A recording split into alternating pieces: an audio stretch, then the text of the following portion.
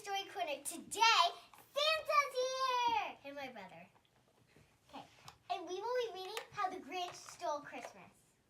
Ho, ho, ho. Merry Christmas, everybody. How the Grinch Stole Christmas by Dr. Seuss. Sure, maybe you should turn the pages. Santa's gloves are very bulky. Thank you. For Teddy Owens. Every Who down in Whoville liked Christmas a lot. But the Grinch, who lived just north of Whoville, did not. The Grinch had hated Christmas the whole Christmas season. Now, please don't ask why. No one quite knows the reason. It could be his head wasn't screwed on just right. It could be perhaps that his shoes were too tight. But I think that the most likely reason of all may have been that his heart was 2 sizes too small. Oh no, are we losing you, Murray?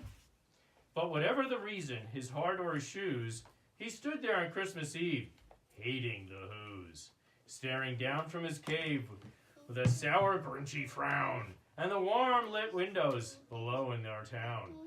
For every Who down in Whoville beneath was busy now hanging a mistletoe wreath. And they're hanging their stockings. Snarl, he snarled with a sneer. Look at him, he's so mean.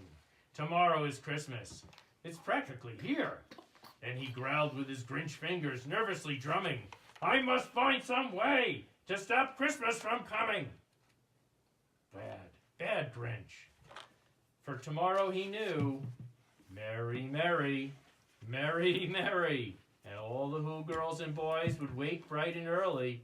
They'd rush for their toys, and then, oh, the noise. Oh, the noise, noise, noise, noise, noise. The one thing he hated. The noise, the noise, the noise. Go for it, Shira. Have a page turner. Thank you. Then the Who's, young and old, would sit down to a feast. They'd feast and feast and feast, and feast and feast and feast. They would feast Who pudding and rare Who roast beef, which was something the Grinch couldn't stand in the least. And then they'd do something he liked least of all. From every Who in Whoville, from the tall to the small, would stand close together with Christmas bells ringing. They'd stand hand in hand, and the Who's would start singing. And they'd sing and sing and sing. And they'd sing and sing and sing. And the more the Grinch thought of this Who Christmas sing-song, the more the Grinch thought, I must stop this whole thing. Oh, he was really mean. Why? For 53 years I've put up with this until now. I must stop this Christmas from coming. But how? And then he got an idea. An awful Grinch idea. The Grinch got a wonderful, awful idea. I know just what to do, the Grinch laughed in his throat. And he made a quick Santa Claus hat and coat. And he chuckled and cluckled. What a great Grinchy trick with this coat and this hat. I look just like St. Nick. He thinks he looks like me. All I need is a reindeer. The Grinch looked around.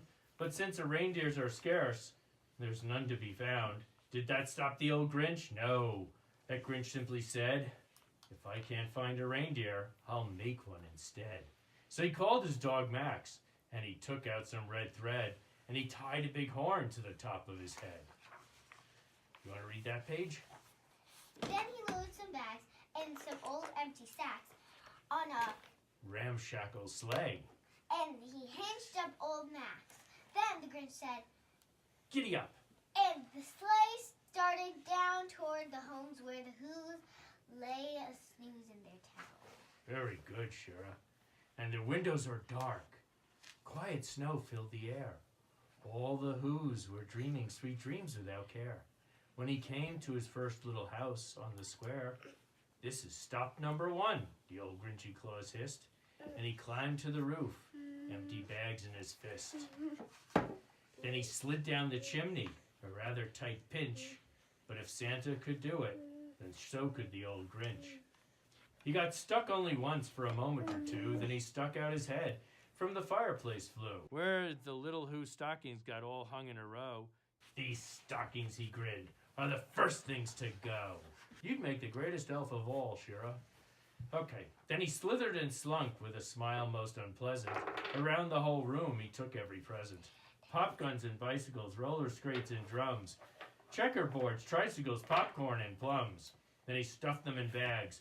The Grinch very nimbly stuffed all the bags one by one up the old chimney. Then he slunk to the icebox, Murray. He took the Who's Feast. He took the Who Pudding. He took the roast beef. He cleaned out the icebox as quick as a flash. Why, that Grinch even took their last Who Hash. They had Who Hash. Give me a page turn, would you? Then he stuffed all the food up the chimney with glee, and now grinned the Grinch, I will stuff up the tree. Go ahead. That's silly. You try. And the Grinch grabbed the tree and he started to shove when he heard a small sound like the coo of a dove. He turned around fast and he saw a small Who, little Kitty Lou, was not more than 2. The Grinch had been caught by the tiny Who daughter, who got out of bed for a cup of cold water. She stared at the Grinch and said, Santa Claus, why? Why are you taking our Christmas tree? Why? But you know that old Grinch was so smart and so slick. He thought up a lie, and he thought one up quick. Why, my sweet little tot, the fake Santa Claus lied. There's light on this tree that won't light on one side. So I'm taking it home to my workshop, my dear. I'll fix it up there, then I'll bring it back here. And his fib fooled the child, then he patted her head. He got her a drink and sent her to bed. And when Cindy Lou Who went to bed with her cup, he went up the chimney. He stuck that tree up. The last thing he took was the log for the fire. He went up the chimney himself, that old liar. On the walls he left nothing but hooks and some wire.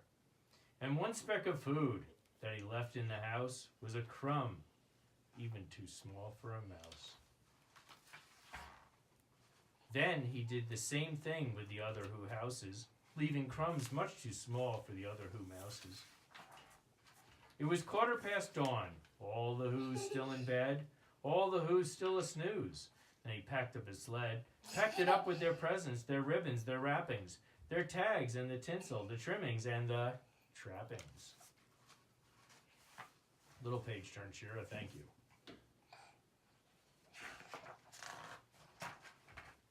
3,000 feet up the side of Mount Crumpet, he rode with his load to the tip-top and dumped it. Pooh-pooh to the Who's, he was a grinchily humming. They're finding out now, no Christmas is coming. They're just waking up. I know just what they'll do. Their mouths will hang open a minute or two. Then the Who's down in Whoville all cried, boo-hoo! Little page turn, Shira, sorry. These gloves are just getting in the way. Oh, that's a noise, grinned the Grinch. I simply must hear. So he paused, and the Grinch put his hand to his ear, and he did hear a sound rising over the snow. It started in low, then it started to grow. Little page turning.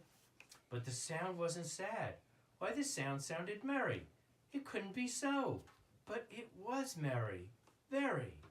He stared down at Whoville. The Grinch popped his eyes, and then he shook. What he saw was a shocking surprise.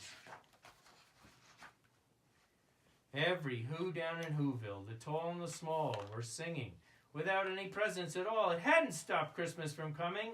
Yay! It came! Somehow or another, it came just the same. And the Grinch with the Grinch cold feet in the snow stood puzzling and puzzling. How could it be so? It came without ribbons, it came without tags, it came without packages, boxes, or bags. And he puzzled 3 hours till his puzzler was sore. Then the Grinch thought of something he hadn't before. Maybe Christmas, he thought, doesn't come from a store. Maybe Christmas, perhaps, means a little bit more. And what happened then, well, in Whoville they say that the Grinch's small heart grew 3 sizes that day. And the minute his heart didn't feel quite so tight, he whizzed with his load through the bright morning light, and he brought back their toys and their food for their feast, and he himself, the Grinch, carved the roast beef. The end. What'd you think? Really good. Awesome. Let's say a joke. Okay. What do you think parents' favorite Christmas carol is for kids? What? Silent Night. Get it? I get it. So bye. See you next time in Shira's Merry Story Christmas, Corner. Happy Holidays to everybody.